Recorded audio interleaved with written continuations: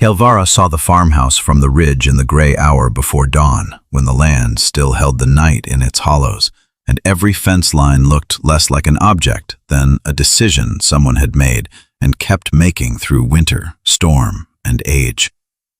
She stopped beneath a wind-bent pine and put one hand against the trunk because the world had gone narrow around the edges again. Not black, not yet, only narrowed, like a road closing between two cliffs.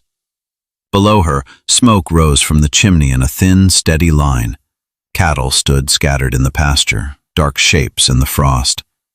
The east fence had 3 rails newly replaced and one brace at the far corner that leaned half an inch more than it should have. The barn door hung straight. The woodpile was covered. Whoever lived here did not waste motion. Whoever lived here had been up before sunrise and meant to keep being alive through the cold. Her left foot slid on the slope and caught again. She waited for the tremor in her thigh to pass. It did not pass. It only became less instructive. 3 days walking with nothing in her stomach but melted snow and the last bitter strip of dried root she had found under a creek bank had made her body into a set of complaints she had stopped answering. Before that, a week of wrong turns, delayed wagons, empty sheds, and the humiliation of bargaining for crusts at back doors had reduced her stores to a piece of twine, a dull knife, one spare shirt rolled under her cloak, and the sealed letter from her sister that she had read twice and then put away, because reading it a third time would not create money to send north. She lifted her head from the pine and straightened. 6 feet 4 inches of orc woman did not disappear because hunger had made her knees uncertain. Her cloak hung badly over one broad shoulder where the seam had torn. Her deep olive-green hands were chapped white at the knuckles, the old breaks there shining in the cold. Her short dark hair had come loose around the 2 thin braids at her temples, the bone rings threaded through them clicking faintly when the wind shifted. She smoothed them once with 2 fingers. Not vanity. Order. Order was a plank under the feet. She would go down. She would knock. She would offer labor. 1 week, possibly 2 if he needed heavy repair before spring. Meals and a place in the barn would be sufficient. Shelter did not need to mean a bed. A stall with clean straw would do. She could mend harness, brace fencing, set snares, turn soil, haul feed, sharpen tools, manage accounts if he was literate enough to keep them and wise enough to let her look. She would stand straight when he opened the door. She would keep her voice even.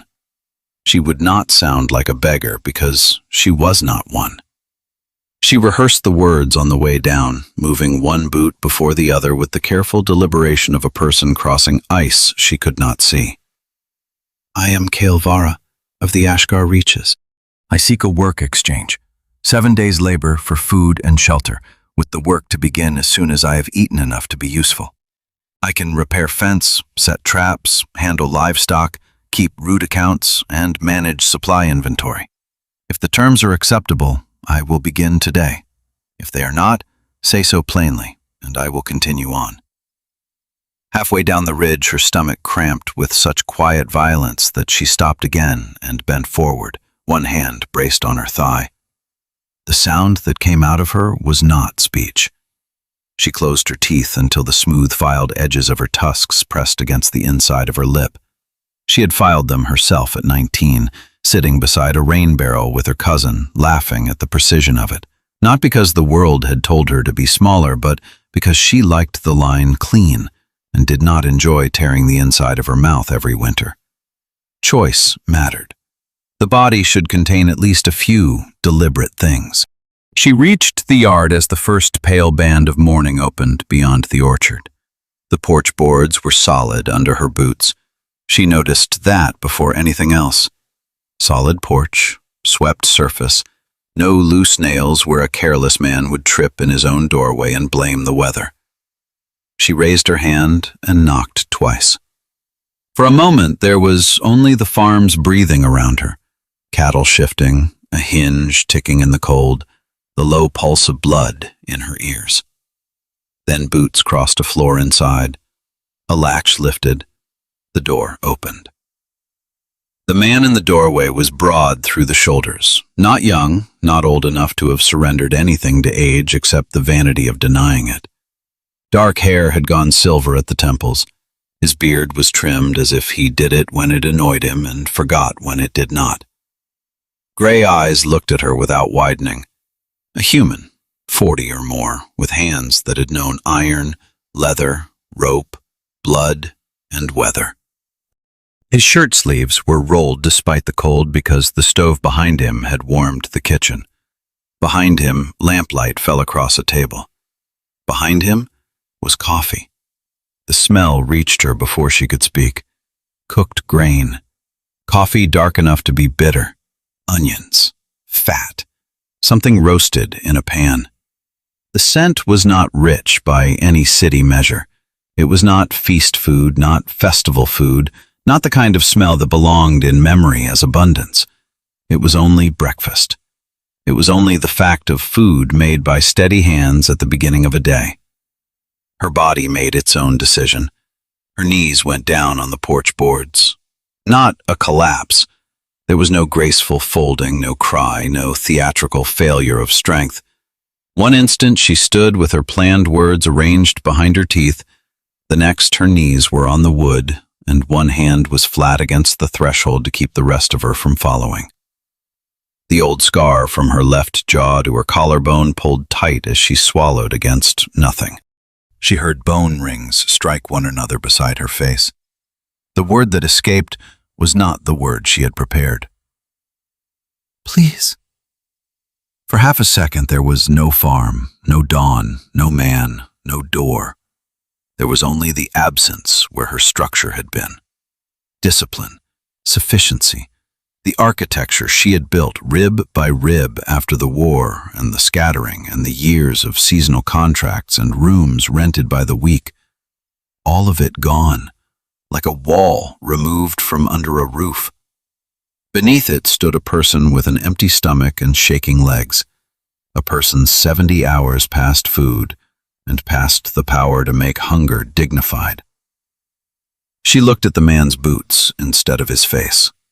Mud had dried along the sole edges. One lace was frayed but still strong. He stood there long enough for her to breathe once through her nose. His face did not perform pity. It did not perform alarm.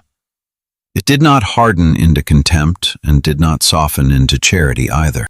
He looked at her the way a farrier might look at a limping horse brought in from Winter Road. Not the damage only, and not the shame of it, but the whole living creature and what must be done first. Then he stepped back and opened the door wider. Come in then. That was the whole of it. She pushed herself up because crawling across a threshold was a thing she would not do while her arms still worked. The porch tilted once, corrected itself, and remained under her. The man did not reach for her. He moved aside instead, giving her room wide enough that her shoulder did not brush the frame. She entered the kitchen, and the heat struck her skin in a slow wave, painful at first along her cheeks and fingers. The room was plain. Stove to the left, table scrubbed pale in the center, pegs by the door. A shelf above the stove with 4 tin cups, 3 intact and 1 blue cup cracked down one side and repaired in a dark seam of resin. Tools hung where tools should hang, flour sack folded shut. No clutter, no decoration except the order of use. Sit. She sat because her legs had already betrayed her once and she did not trust them to negotiate. The chair creaked under her. He put a bowl in front of her, then bread, then a mug of coffee. He did not ask what she wanted.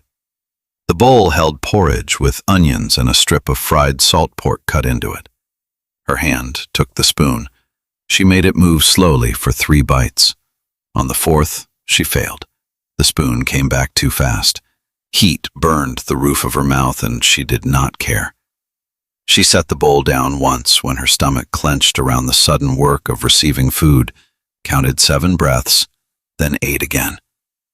He stood at the stove, turned something in a pan, and put more on her plate before she had decided whether asking would be possible. She finished that, too. The coffee was bitter and strong enough to make her eyes focus with a clarity that almost hurt. She did not look at him while she ate. She could feel him, seeing the speed with which the food disappeared, the precise places where discipline held and where it frayed. There was nothing to be done about it. A person could not argue with an empty bowl. He filled it a third time, less full. That mercy was harder to bear than the food. "Name?" he asked. She set the spoon down. "Kael'vara. Kael, if the full name does not sit well in your mouth." "Kael'vara," he said, and the consonants landed correctly on the first try. Her fingers stilled around the cup. People shortened or softened what they did not care to learn. They made a joke of the catch in the middle or turned the first syllable into something childish. He had repeated it as given, with no flourish attached to having managed it. She filed this. Not gratitude. Information. "Elias Greer," he said. She nodded once. "Your property?" "Mine." "You live alone?" "Yes." He brought the pan to the table and sat across from her, not close. He ate from his own plate with the unhurried steadiness of a man who knew the day would not shorten itself because he swallowed faster. His gray eyes moved once over her face, her shoulders, the tremor still present in her right hand, the way her cloak hung. His gaze paused at the scar on her neck and did not linger. Army, she thought, or work close enough to injury to know better than to stare. "Need a doctor?" "No." He accepted that without the insult of argument. "Frostbite?" "No." "Bruising, hunger, sleep debt, nothing requiring a doctor." "All right." He asked nothing else. Not where she had come from, not what had been done to her, not whether she deserved the condition she arrived in. The silence after his acceptance widened until it became strange. Kael found herself waiting for the shape of a question and hearing only the stove. She put both hands around the coffee cup to stop the right from shaking alone. "I came to offer a trade." "Figured you might." "Do not agree before you hear the terms." His mouth moved slightly, not enough to be a smile. "Go on." She drew breath through the heat in her chest and made the prepared words stand again, even if they stood now with mud on their knees. 7 days' labor for meals and shelter. I can begin today after an hour's rest, though tomorrow would be more efficient. I can repair fence, manage stock, mend leather, set snares, cut wood, keep inventory, read contracts, write clean hand in Common and Ashgar script, and negotiate seasonal supply terms if your records are in order. I do not ask wages for the first week. Food, shelter, and clear accounting are sufficient. If you have no use for the labor, say so plainly. Elias listened to the end. He did not interrupt at the offer of no wages, though something in his eyes changed at it and then went still. "All right." She waited. He reached for his coffee. "What is the condition?" "Work for food and shelter. Those were your terms." "You have not specified yours." "I just agreed to yours." No one agrees to first terms unless they are desperate, foolish, generous, or planning to alter them later. You do not look desperate. This time the movement at his mouth did become a smile, brief and tired. "Could be foolish." "No. Your barn door hangs straight." He looked toward the door as if the barn stood in the kitchen. "That your measure?" "One of them." "Then my terms are these. You don't work today. You eat, you sleep. Tomorrow you can tell me what work you think you're fit for, and I'll tell you if I need it. Barn has a loft with clean hay. House has a back room with a cot. Cot's warmer. Your choice." She should have refused the cot. A barn loft was clean enough and kept the exchange plain, but the heat of the kitchen had entered her bones and made truth more difficult to disguise from herself. She looked at the table instead of at him. The cot. For tonight. All right. For the rest of that first evening, she watched for the condition that had not been named. She watched when he showed her where the pump handle stuck, when he pointed to the privy path, when he said the spare shirt hanging by the stove was clean if she wanted it.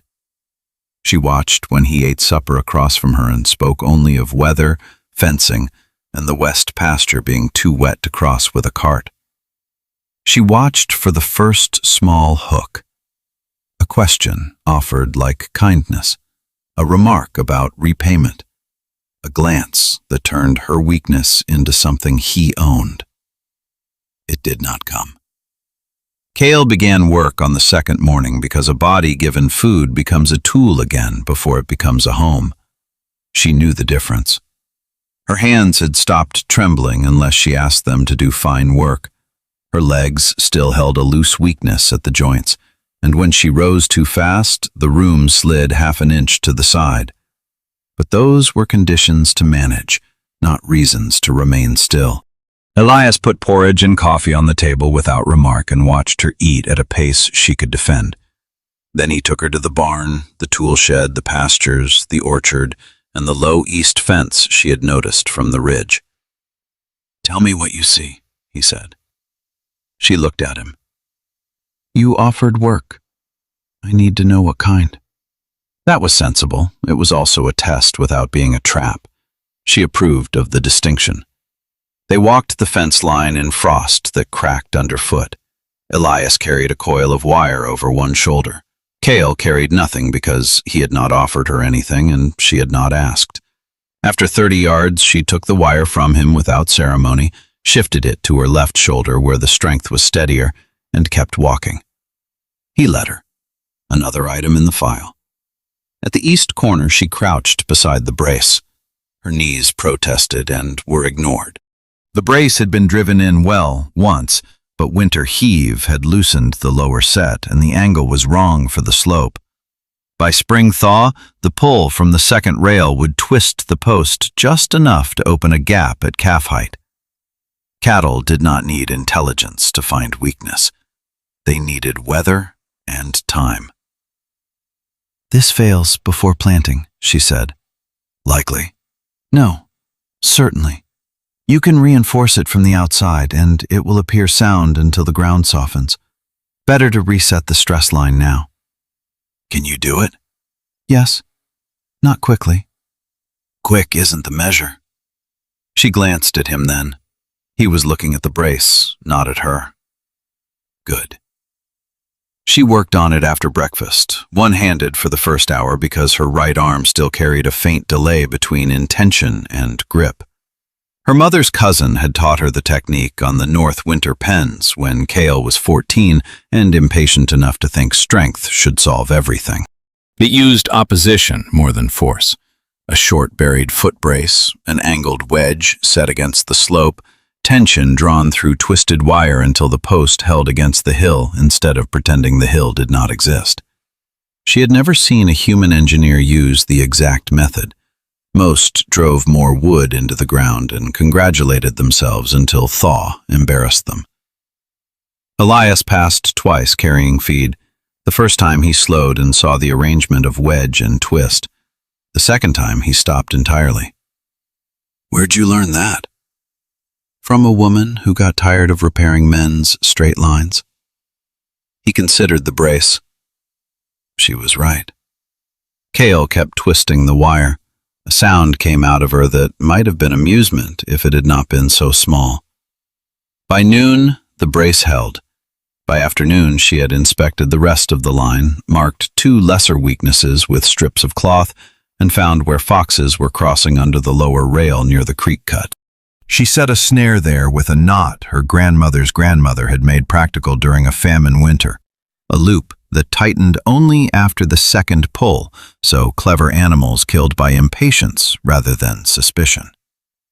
Elias watched from the slope above, hands in his coat pockets. "That for fox?" "For rabbit. Fox goes there." She pointed without looking. But you do not need fox today. You need meat that has not been eating your hens. I don't have hens. Then the fox is innocent for now. 2 rabbits hung from the shed beam by noon the next day. Elias looked at them, then at her, and nodded once. He did not praise the nod. He did not say he had not expected it. The absence of surprise was becoming more notable than surprise would have been. Elias stood in the barn doorway when he returned and looked at the changed wall for a long time. That makes sense to you? He asked. It makes sense to the work. He took off his gloves, crossed to the rack, reached for wire cutters, then for the staple pouch, then for the small hammer now hanging beside them. His hand did not double back once. He looked at the tools in his grip. All right. That evening he left the rack as she had made it. She began to map the farm's other weaknesses, not the ones in wood, the ones that moved through paper, road, and other men's hands. On the 4th day, a supply wagon came in under a sky the color of wet ash. The driver was a narrow-shouldered man with a scarf wrapped high over his mouth. He unloaded salt, lamp oil, seed sacks, hinge plates, and only 8 of the 12 ordered feed sacks. Elias checked the manifest in the wagon bed. His jaw tightened for exactly 1 second, and then went still. At supper, she waited until the coffee had been poured and the stove had settled into a low, red heat. Your feed delivery was short. Elias did not look up from cutting bread. Was. First time? No. Same supplier? Different wagon, same account. Who controls the account? Merchant in Bellwether, name's Cole. Cole owns the route? No, pays for mill access through the Eastern Road. Certified mill access? The knife paused. You know mills here? I know leverage. The shape changes less than people think. She took the bread he passed her. Who signs the access certifications? Elias set the knife down. Regional Office, Commissioner Sark. There it was. The name did not enter the room. It had been waiting there. Kael watched his hands, old scars across the knuckles, not from farm work only. Gideon Sark? Yes. He wants something. Eastern field strips, private road easement. Says the territory needs a cleaner route to the South Ford. A toll route? Elias's eyes came up. That's not in the proposal. It will be in the company papers after he has the land. Or in his cousin's company papers if he prefers clean gloves. The room went quiet except for the small tick of the stove cooling at the edges. Elias leaned back in his chair. Not far.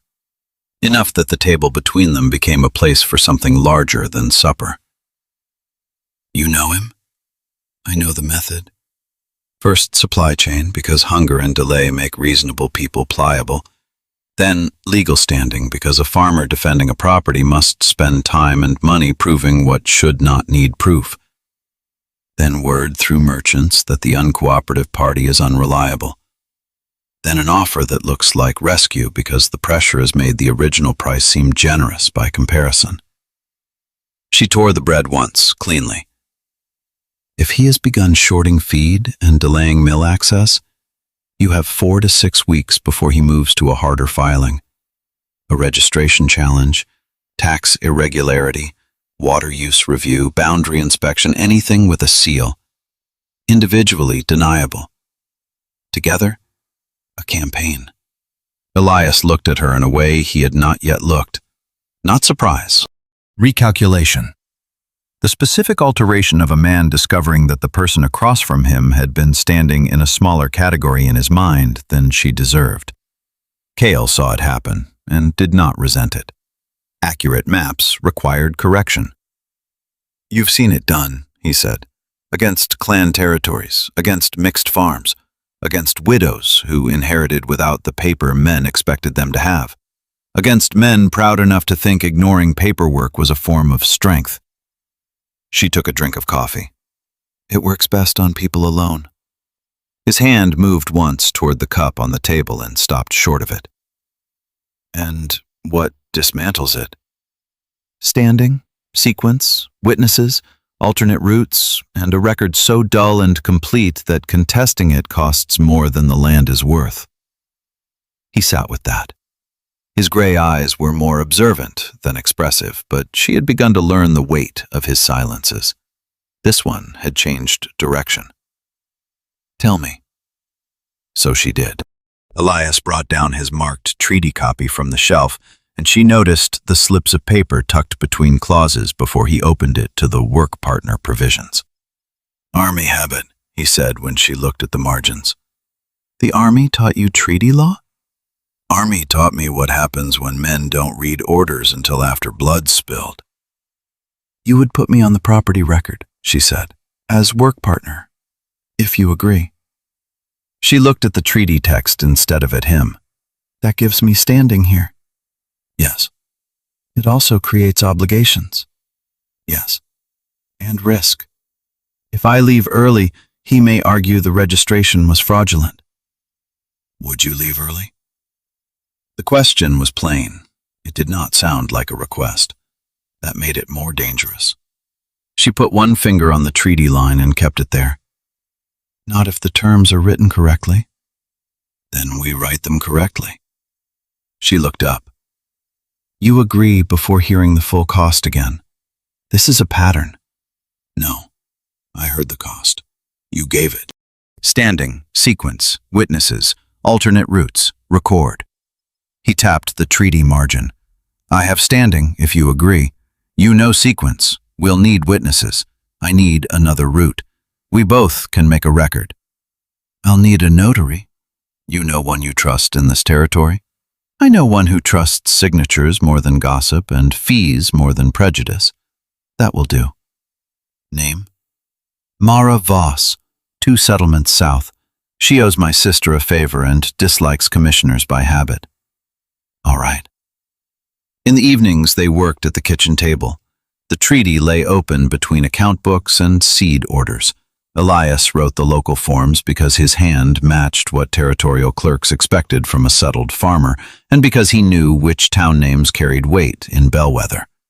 Kael drafted the trade letters because she knew how to speak to merchants who had learned to survive between laws rather than inside them. Her common script was angular and exact. His was narrower, a little old-fashioned, clean enough to be admitted as evidence without apology. They disagreed on the third night. Registration first, Elias said, tapping the form with the end of his pen. If Sark files before we do, everything after looks defensive. Everything after is defensive. The question is whether we remove his immediate leverage before he knows he must replace it. Legal standing matters most. Food matters first. Your feed is already being shortened. Your grain contract is vulnerable. If we register tomorrow, the notice reaches Sark before the next delivery cycle. He will tighten the mill access while the territorial office takes its time recognizing the partnership. If we wait, he may file. He will file when he sees a need. At present, he believes you are alone, stubborn, and economically contained. Let him continue believing that for 3 more days while I open a route through Blaine's yard. Once the alternate supply and grain path is confirmed, we file registration and send copies to the record office, Bellwether, Blaine, and Cole in the same packet. Sark can object then, but the route he would punish you through will already be useless. Elias leaned back. The lamp showed the silver at his temples and the tired line beside his mouth. 3 days is a window. Yes. A dangerous one. Less dangerous than announcing a shield before we have moved your food behind it. He looked at the forms. Kael waited. She had argued with men who mistook volume for proof and men who mistook rank for conclusion. Elias did neither. He sat still long enough to let the better argument be better, then drew the registration form back and set it under the account book. We send to Blaine first. She nodded once. Yes. You'll draft it. I already have. He looked at her. I expected you might be sensible after resistance. The corner of his mouth moved. High confidence. Moderate. Improving. He made a sound into his coffee and returned to the papers. The letter was brief. Eastern route open, grain accepted through Blaine's yard at standard weight less 2% handling until spring review. Feed and salt delivery available on Northern Road, no coal intermediary required. Witness statement available if access obstruction became public matter. Regards to your sister, if this finds her well. Kael read it twice. The rain struck the barn roof hard enough to blur the edges of thought. She folded the paper along its original lines, put it inside her vest, and crossed to the east fence where Elias was resetting the second brace in a coat darkened by weather. Mud clung to his boots. His hands were bare because gloves made wet wire clumsy. The eastern route is open, she said. He straightened. She held out the letter. We can start moving grain through Blaine's yard before the next delivery cycle. Feed and salt as well. She will witness if needed. Elias took the letter and read it under the brim of his hat. Rain ran from the edge in a steady line. His eyes moved to the bottom, then back to the terms, making sure. He looked at her. Then he smiled. Kael took the letter when he returned it and tucked it away. We file tomorrow. Yes. Mara Voss arrived 2 days later with iron gray hair, spectacles on a chain, and no patience for wasted daylight. They signed at the kitchen table. Elias Greer, property holder.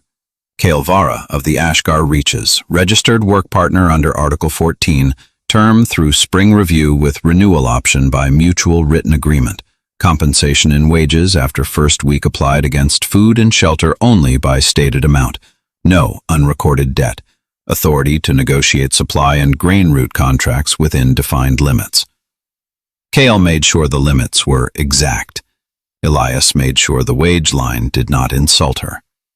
They argued once over the value of barn lodging versus the cot. He wanted to mark the cot as no charge because the room stood unused. She wanted it counted. Mara listened for 2 minutes, then dipped her pen. Charge it at half rate and stop wasting my daylight. After the signatures, Elias rode to the territorial record office with copies sealed in oilcloth. Kael remained to finish the feed inventory and spent the afternoon at the grain shed, counting sacks, noting weight, marking what had come through coal and what would now shift to Blaine. When Elias returned after dark, his coat smelled of horse, rain, and cold paper. He placed the receipt from the record office on the table. Filed before objection. Stamped. Witnessed. Kael read the stamp twice. She did not smile. Her hand went still on the paper and stayed there. Good, she said. Good, he agreed. Her body recovered in increments that did not announce themselves. The hollow behind her ribs filled first. Then the tremor left her hands. The bruises on her hip and shoulder yellowed and faded. Her sleep changed last. For years, she had slept the way a sentry rested, shallowly, with one ear outside the dream and one hand knowing where the knife lay. The first morning she woke after 8 full hours in the back room, she did not move. Light had entered around the curtain and lay across the crate where her folded shirt sat. The farm was already awake beyond the wall. Elias's boots crossed the kitchen. The pump handle complained in the yard. A cow lowed once, impatient with routine. As the external pressure receded, the smaller things grew louder. One evening, near the end of the 3rd week, Kael sat near the fire mending a leather harness strap that had cracked along an old stitch line.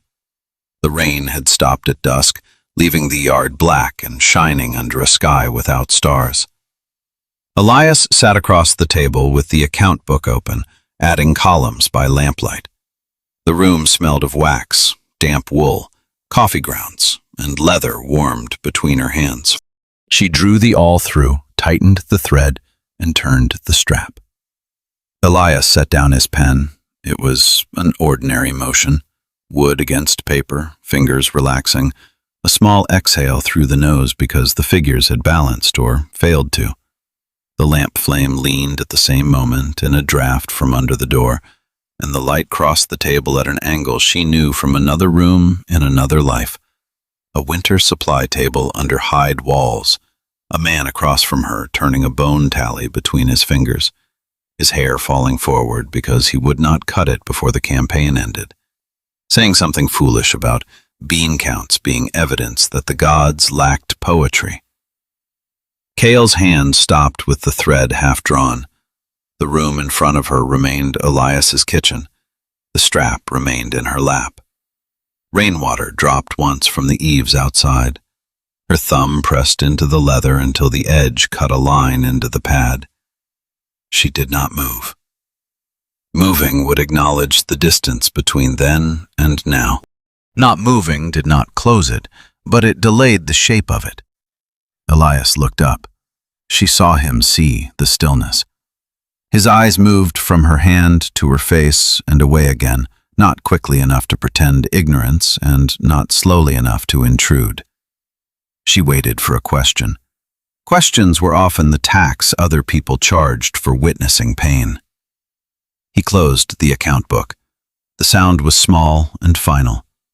He stood, crossed to the stove, and made coffee, though the hour was wrong for it again. He rinsed the blue mended cup, wiped it with a cloth, poured, and set it on her side of the table. Then he poured his own into an intact cup and sat down across from her. Kael looked at the blue cup. The resin seam ran down one side, dark and uneven, repaired by a hand that had cared more for use than appearance. Steam lifted from it. She did not look at him. She put the harness strap down, reached for the cup with both hands, and held it. The tin warmed her palms. Coffee smelled bitter. The memory did not leave, but it stopped advancing. Several evenings later, she asked because not asking had become a larger question than asking. "Why do you always use the broken one?" Elias was at the stove rinsing supper plates. The blue cup sat on the shelf above his shoulder. He looked at it without turning his head fully. "My wife mended it the week before she died." Kael set down the piece of harness buckle she had been cleaning. Elias dried his hands on a towel. "Fever took her in 6 days. Cup cracked before. I said I'd buy another next time I went into town. She said it was perfectly good still and sealed it with pine resin badly enough that it shouldn't have held a month." He reached up and touched the shelf near the cup, not the cup itself. "Stopping would be a kind of lie." Kael looked at the repaired seam. "Using it is not?" "No." He returned to the basin and finished the plates. Stopping would be a kind of lie. One morning she stood at the stove before full light, hair loose except for the 2 temple braids, sleeves rolled to her elbows. Elias had gone to check a cow near calving and come back with cold on his coat and mud on his cuffs. She reached for the coffee pot without looking. At the same instant, he stepped in and reached past her. Their hands met at the handle. His knuckles were cold. Hers were warm from the stove. Neither moved for half a second. Then Kael took the pot, poured into the intact cup, and handed it to him. He accepted it. "Thank you." "Your timing is inefficient." Cow disagreed. "Did she win?" "Mostly." She poured her own coffee and faced the stove until her mouth had arranged itself back into a line. Another evening, the temperature dropped after sunset with the abrupt cruelty of frontier spring. They sat on the porch because the house had held the day's heat too well and because neither had suggested going inside after the last chore ended. Kael sat with her forearms on her knees, watching the pasture darken. Elias stood without explanation, went in, and returned with a second blanket. He did not place it around her shoulders.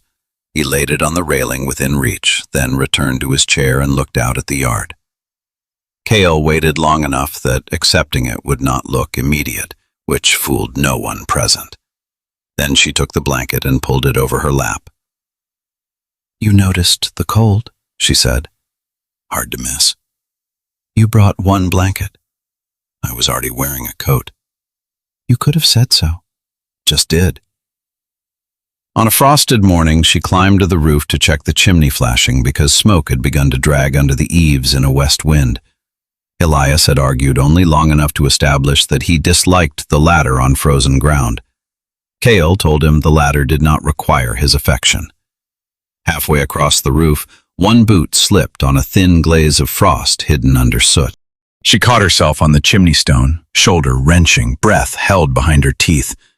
By the time she found her footing, Elias stood at the base of the ladder. He did not call up. He did not reach. He did not tell her to come down or ask if she was hurt. He stood close enough that if the roof had taken her, she would have landed in his hands. She looked down. He looked up. The flashing is loose on the west side, she said. Figured. Your ladder placement is adequate. High praise. There was an afternoon of rain so steady that work narrowed to barn tasks and waiting. They repaired a split yoke, sorted nails from a rusted bucket, and tried to mend a wheel rim that would need a blacksmith regardless. By late afternoon, both had run out of useful motion. Kael sat with her back against one wall, long legs stretched in the straw. Elias sat opposite, hat low over his eyes, hands loose between his knees. Rain hammered the roof. The cattle shifted and breathed. Neither spoke for 40 minutes. Your barn roof holds, she said. You sound surprised. I am revising earlier concerns. About the roof? The debt conflict came from town in a shape small enough to make the size of her anger unreasonable to anyone who had not spent a lifetime measuring traps.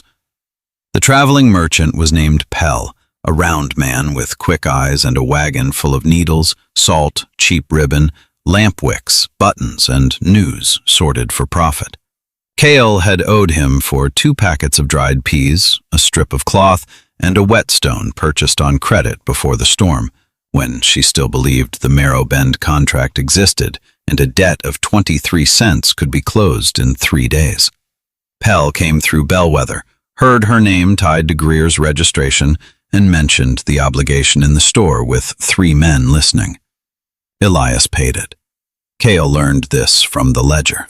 She had been entering the Blaine feed costs under the new account when she turned the page and found the line in Elias's hand.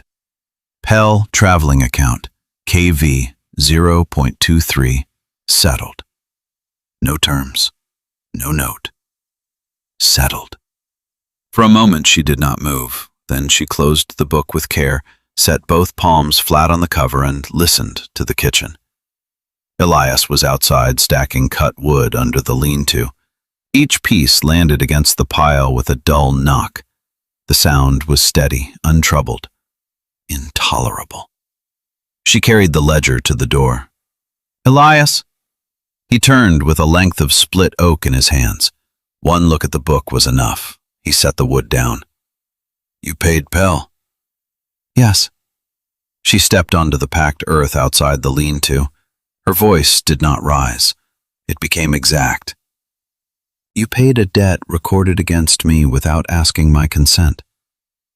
Yes. You added to what I owe you. No. Do not answer quickly when the answer is false. His eyes stayed on her face. I have been careful, she said. The word came sharp enough to cut the cold. I have counted food, lodging, wages, route fees, notary costs, ink, postage, and the value of hours not spent on your ordinary work because we were handling Sark. I have been careful not to let the account become fog. Fog is where hooks hide. You took a debt I could see the bottom of and moved it into your hand without asking me. You may call it small. Small traps still close. Elias said nothing. If you wanted repayment, you should have asked before paying it. If you wanted kindness, you should have considered whether kindness that removes a person's consent remains kindness after the removal. If you wanted control, You chose a poor method because I will not continue under terms that shift when my back is turned. The last words struck harder than she had intended, not because they were too loud, because they were too true. Elias took the words as if standing in weather. No flinch, no defense pushed in between, no wounded look that tried to make her responsible for the injury of having objected. He waited until she stopped. Then he said, "I didn't do it for you." Her fingers tightened on the ledger. Pell brought it to Cole's store. Said your name, my farm, Article 14, and debt in the same breath with half the room listening. Once you came under this property's registration, he recorded it against my supply account because he could. I paid it because I don't carry debt I can find the bottom of. The explanation was technically true. It was not the full truth. It stood with its back to the rest of the truth and pretended not to know it was there. Kael looked at him. He knew she knew. She knew he knew she knew. That made the lie something else, not deception exactly, but shelter built badly and offered without comment. You could have told me before I found it. Yes. You chose not to. Yes. That was an error. Yes. The fury had nowhere clean to go. He had not deflected it. He had not tried to purchase absolution with confession. He had absorbed the blow and returned something too precise to argue with, yet not innocent enough to excuse. Kael stood there with the ledger under her hands and the cold moving through her shirt sleeves. She opened the book on the chopping block, took the pencil tucked into the binding, and turned to the accounts page. I will put it in the account book, as a loan, with terms. All right? Interest-free because you acted without authorization and do not deserve profit. All right? Repayment deducted from my first cash wages after the spring review, not food or lodging. All right? And if any person mentions a debt tied to my name again, you inform me before acting unless the delay would cause immediate legal harm. In that case, you document the action and tell me the same day. Write it. She wrote it. Her hand was harder than usual, the pencil dark enough to scar the page. Elias stood on the other side of the chopping block and watched without reaching for the book. When she finished, she turned it toward him. He read the terms, took the pencil, and signed. The next morning, Elias had coffee ready. The blue cup was in his hand. An intact one waited on her side of the table. He did not apologize again because he had not apologized the first time, in words. But the account book lay open beside her cup, the new loan line visible, his signature below hers. Kael sat. She looked at the line, then at him. The west pasture gate drags, she said. Saw that. It will be worse after rain. We'll fix it after breakfast. By the time Kael saw the rider from the orchard slope, the registration had held. Blaine had moved the first grain cleanly, and Sark's mill leverage had gone thin. He came alone, not fast, not slowly enough to seem reluctant. A dark coat, good horse, posture trained by rooms where men stood when he entered. He made no pretense of being anything other than what he was. That was almost respectable. Almost. Elias stood at the yard gate by the time Sark arrived. Kael came down from the slope with pruning shears in one hand and did not put them away. Not as threat, as fact. She had been working. Gideon Sark dismounted with care that preserved his boots from mud. He was a trim human man with pale hair, pale gloves, and a face built around the reasonable expression of someone accustomed to making harm sound administratively necessary. His eyes moved from Elias to Kael, took in her height, her scar, the bone rings, the work coat patched at one elbow, the shears in her hand, and filed her under revised threat. Mr. Greer, he said. Ms. Kael'vara? She noted the full name. He had prepared. Elias nodded. Commissioner, I was passing the northern road and thought it best to speak directly. There has been a great deal of paper between this property and my office lately. Paper has its uses, but it can obscure neighborly intention. Didn't know we were neighbors. Sark smiled, with no warmth and no visible offense. In a territory such as this, all serious men are neighbors in the matters that shape its future. Then you came about the easement. I came about a road that will exist one way or another. I would prefer it exist with fair compensation to the farmers whose cooperation makes progress less expensive for everyone. My earlier offer may not have reflected the full inconvenience to you. I am prepared to improve it by 12% and include guaranteed mill priority for 3 years. Kael stood half a pace behind Elias and to his right, where she could see Sark's face and Elias's hand. The offer was better because completeness mattered to men like Sark, not hope, procedure. He would not leave a contest without making the final version of his move. No, Elias said. Sark's smile did not move. You have not heard the exact figure. Don't need it. Every property has a price. Maybe. This one doesn't have yours. The sentence settled into the yard. A cow shifted behind the barn. The wind moved once through the bare orchard branches. Sark turned his eyes to Kael. And your partner agrees? The word in his mouth was both acknowledgement and test. Partner, as if it might embarrass the farmer or provoke the orc woman into proving standing already granted. Kael met his eyes.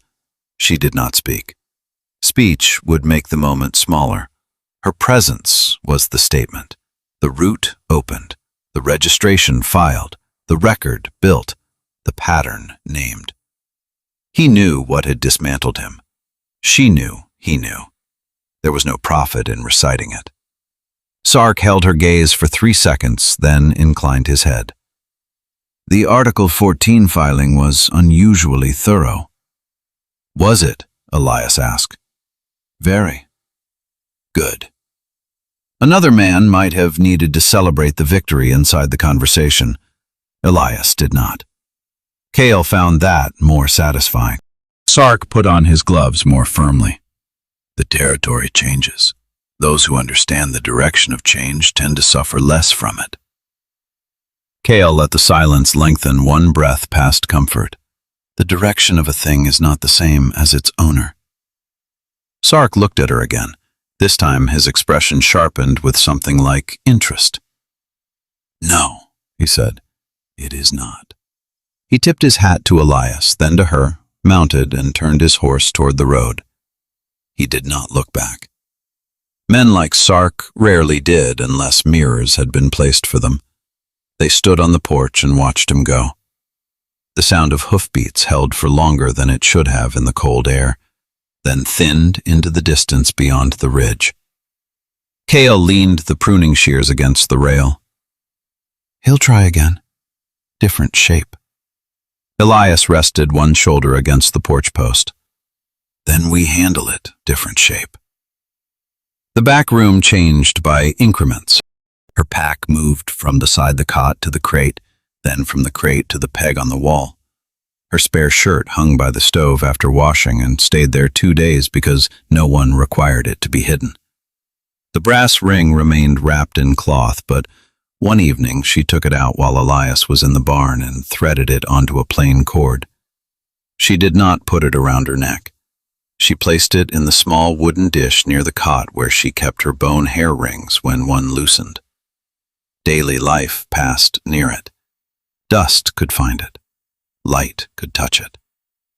The next morning she looked at it for the time it took to tie her boots, then went to work. One morning, Kael stood at the stove and made coffee before Elias came in from the yard. She had been up early because the cow that had mostly won the coffee handle morning had finally calved, and the calf needed watching through the coldest hour. Dawn came pale through the east window. The kitchen held the smell of banked fire, ground coffee, and bread warming in the pan. Her hair was braided back properly for once, the temple rings newly tightened. She reached to the shelf, took down 2 cups, poured both, and set them on the table. Only after the second cup touched wood did she see what her hands had done. The blue, mended cup sat on Elias's side, repaired seam turned toward where his palm would close. The intact cup sat across from it. She stood with the pot in her hand and looked at the arrangement. Not chosen, not consciously.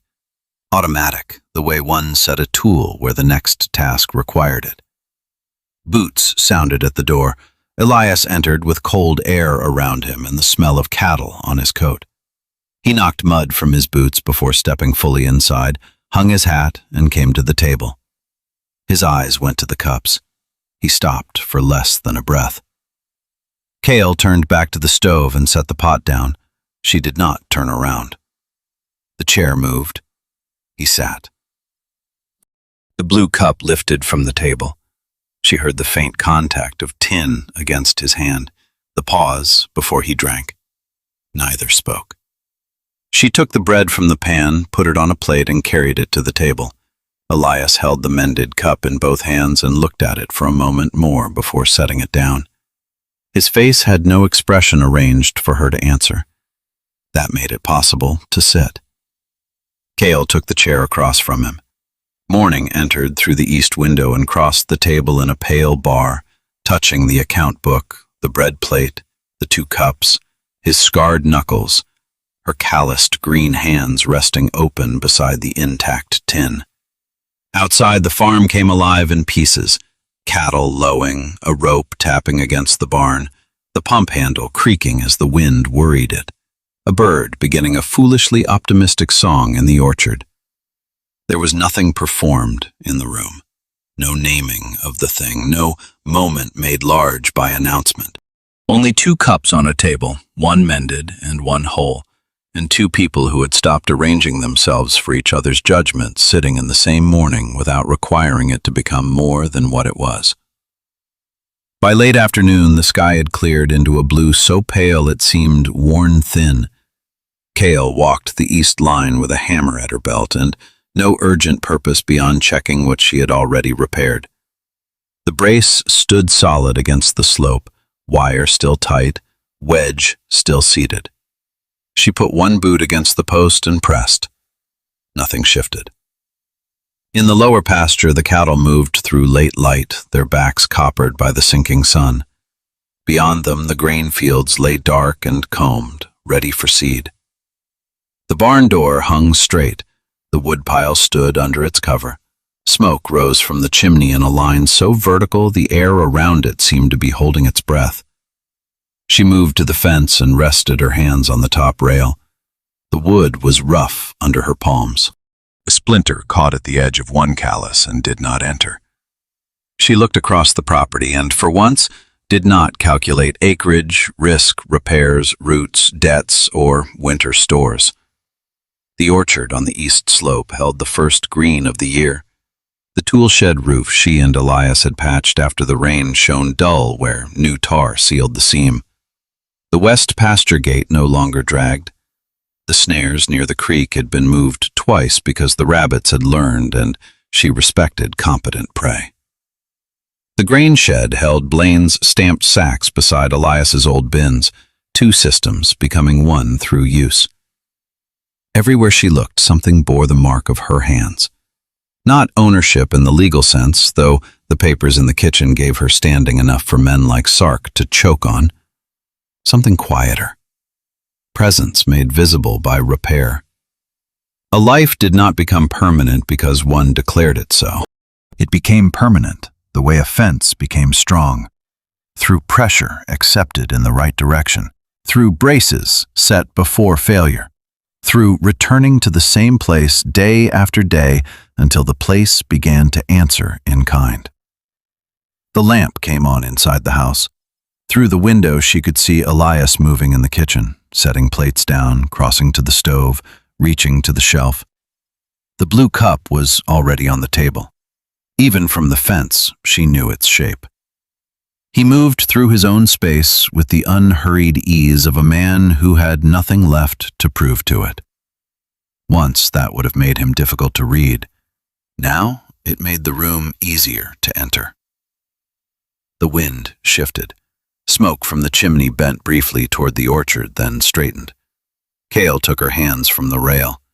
She turned from the field, from the fence she had fixed, from the cattle moving in late light, and walked back toward the house, toward the lamp in the window, toward the sound of plates, toward the warm,